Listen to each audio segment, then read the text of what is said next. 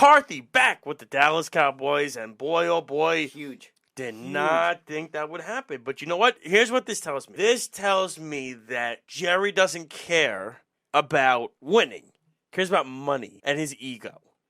In the sense that he wants yes men and puppets to basically he can be over all the time. He doesn't care. Which is, when Bill Parcells was the head coach of the Cowboys, Bill Parcells actually went to Jerry Jones's office after Jerry met with the media after his first game as head coach. Bill Parcells walked into Jerry's office and told him to shut up, stop meeting with the media. He didn't meet with the media again during Parcells' tenure. Maybe that should have been something if he would have hired a Belichick. But Jerry doesn't want to do that. Jerry likes to make everything about himself, and it takes away from the coaches and the players and all this stuff because it's Jerry's world, and we're all just living it if you're a Cowboy fan. Wait. What is McCarthy's record as a Cowboy head coach? Who cares? He stinks in the playoffs. Is it him? Let's see. Is it? He's one of the reasons. Does Dak not get any credit for? 100%. Dak gets a lot. Does CeeDee Lamb? Hold on. Does Pollard not get any credit? Yeah, you're gonna blame those guys. Where was the offense? Where was the defense? Where was Parsons? He was on his podcast probably trying to hype himself up for next season. Where was that defense? Jordan Love slinging it sidearm to Roman. Who scored the touchdown? Musgrave? Mm-hmm. Luke Musgrave. Have you ever... That looked like something on ESPN where they're like Dan Orlovsky's doing a replay of something and he's pulling the players. He's doing like the board and he's pulling players from the opposing team out of the shot. I had never seen a guy that wide open. There was nobody there. Is Dan Quinn already have a foot out the door, though? Well, that's why Dan Quinn is taking every interview under the sun because he knows he's not going to get another shot after this. Because the truth of the matter is this. The truth is the defense was atrocious. But all Cowboys fans want to do is blame Dak for everything. And is Dak very good?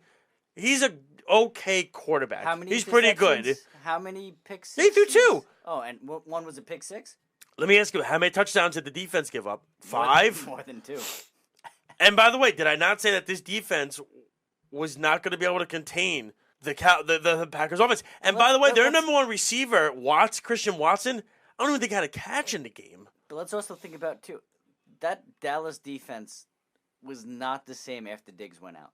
After Diggs tore his ACL early in the season. Yeah, but they worked at that all year. I know, but they were not the same. The guy that they had he broke the record for pick 6s in the season. But they were not the same type of defense. So then why didn't they go out and they trade for Rasul Douglas? I agree. Why did they not do it from Green Bay? And by the way, you don't think Green Bay wishes they still had Douglas on their team? They probably do with Alexander. And I said last Friday, Jair Alexander was going to cause problems for this Cowboy offense because he was going to be all over CeeDee Lamb. Right. Lamb could not get open. And if he wasn't on Lamb, he was on Ferguson. Right. They kept rotating him. They don't have that strong wide receiver. They don't have a number 2, Dallas. And they don't have a strong slot receiver. They tried it with Cooks, but Cooks is finished. Cooks has been finished for the last 5 years. So I'd be real curious to see their offseason. I have no idea what they're going to do in the offseason, but I will tell you this, that between Romeo Doubs and Hyatt and Watson and Musgrave and how about Aaron Jones? When he rushes for over 100 yards or gets 100 yards, when he gets 100 yards of total offense in his career, the Packers are now 26-1. Yeah. Jordan Love had 32 touchdowns this year. He, in his last 8 games, 21 touchdowns, 1 interception in his last 8 games.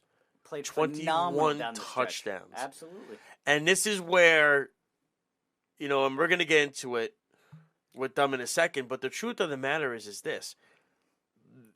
Dallas, I don't know where the plan is now for next. This was there for them. Undefeated at home. You get Detroit next week at home as well. This was a very winnable game.